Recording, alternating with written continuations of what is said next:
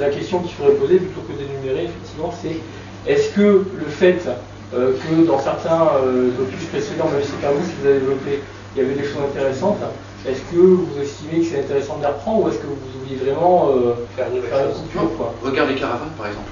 Oui. Alors, mais le caravane, on les a réclamés. Hein. Non mais on n'a pas attendu pour vouloir les mettre aussi. C'est qu'après il y a le développement qui se fait qu'il y a des choses qu'on est obligé de supprimer en se disant c'est pas grave, on les enlève là mais on sait qu'on va les remettre au coup d'après.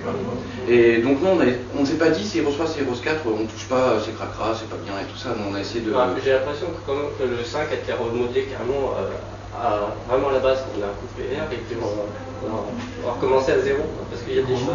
C'est quand même une suite. Alors après, il y a beaucoup de discussions qu'on a eu au début de Heroes 5 il y a quand même 3 ans pour dire voilà tel principe, est-ce qu'on prend les idées précédentes, est-ce qu'on fait un mix, est-ce qu'on fait quelque chose de nouveau.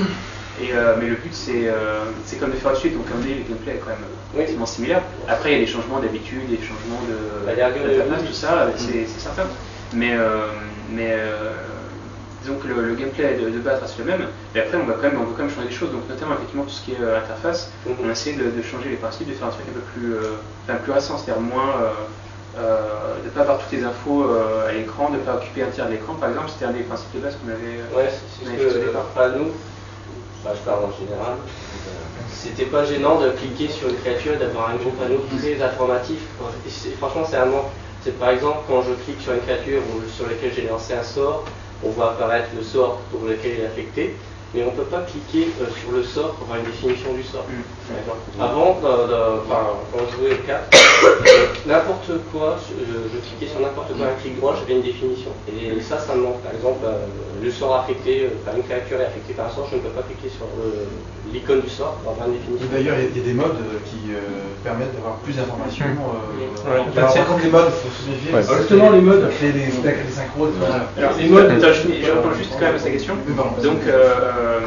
Donc alors, ce qui est certain, c'est que au niveau interface, ce qu'on voulait, enfin l'une des priorités qu'on avait dès le départ, c'était de ne pas avoir une interface massive qui, en gros, notre but, c'était d'éviter de faire peur aux gens qui pourraient être intéressés à jouer sur un jeu. Voilà. Et dès qu'on montre des photos d'écran avec des choses qui prennent tout l'écran et on ne voit plus rien, généralement ça veut dire qu'on perd autant de joueurs à chaque fois. Donc on voulait alléger tout ce qui est interface. Par contre, là où on aurait dû, et c'est quelque chose qu'on avait fait dans le post-mortem, on aurait dû être plus souple, c'est d'avoir différents niveaux d'interface sur différents niveaux d'information. Voilà. C'est-à-dire que en fait, le fait de pouvoir faire disparaître certaines parties de l'interface, ça va dans cette idée-là, ça va dans ce sens-là, mais on aurait dû aller un peu plus et proposer, je sais pas, par exemple 2 ou 3 niveaux d'interface avec des choses plus définies. Dans la continuité, en fait. On peut allier ce qu'il a dit au jeu de base, en fait. Parce que là, à un moment, il y avait sur la partie qu'on a faite sur l'extension, il y a la créature niveau 1 ou 2, enfin le tireur, il a tiré sur une créature et ça a affecté un sort, on ne savait pas ce que c'était. Donc on a vu après clic droit sur la créature que c'était le sort, j'oublie le nom. Mais en fait après on peut voir que mutilation. Et en fait après on fait clic droit sur la barre ATB, on peut voir toute la fiche. Là ça serait bien justement de mettre ici la définition du sort. Voilà. Ça permet de compiler les deux. On voit juste le nom après sur le combat, mais après quand on va dans la fiche du personnage, on voit les effets directement. Voilà, ça, c'est des choses, dans certains cas, effectivement, comme ça peut être intéressant. Donc ça, c'était... je suis pas sûr d'avoir vu dans ce genre de listing, par exemple. Tu gères combien de jeux, en fait t'as plusieurs jeux à gérer ou Non, j'ai plus que Heroes. Thomas a aussi les simulateurs de vol. Avec Maddox. Ça reste russe. Voilà. C'est une spécificité géographique, en fait, qui s'est mise en place entre Fabrice et moi. Ouais. Et voilà, je me suis occupé de Faces of War, qui est sorti il y a un mois et quelques, mais c'était plus un accident qu'autre chose. Un accident nucléaire. C'est très bien. Interest, c'est vraiment un très gros projet et ça prend tout ton temps ou... Oui, tout à fait. En fait, à vrai dire, c'était pas le cas au départ. Encore une fois, si on parle du département il y a 2-3 ans, quand j'ai commencé Heroes 5, quand on a commencé Heroes 5, parce qu'on a commencé direct tous les deux ensemble, moi j'avais encore donc Alexandre et Oleg Maddox dont je m'occupais à l'époque. Et toi, t'avais quoi? J'avais Rocky et la fin d'Alexandre Lederman. Voilà.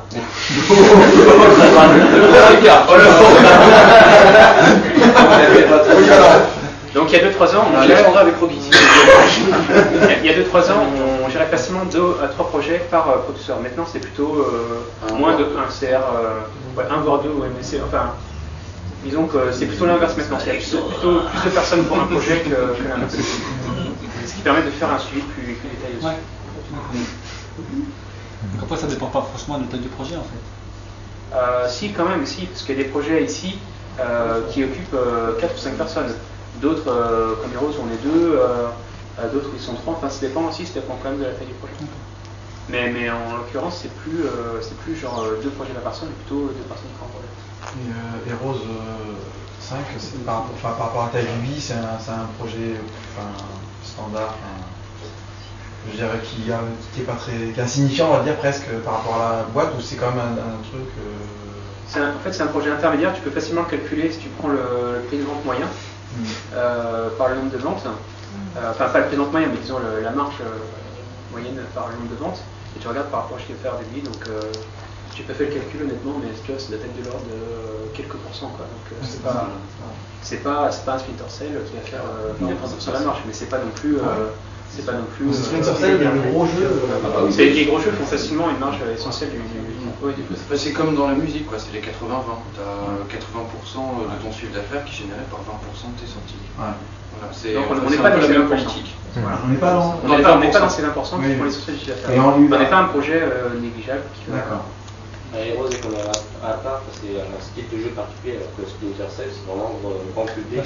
Heroes 5 a quand même été ouvert au grand public, je pense, par rapport au 3 et au 4. Oui, que le 5 a quand même été élargi. C'était notre objectif, donc on l'a fait très bien. Mais c'est clair que c'est quand même toujours un jeu de niche avec il faut pas l'élargir plus parce que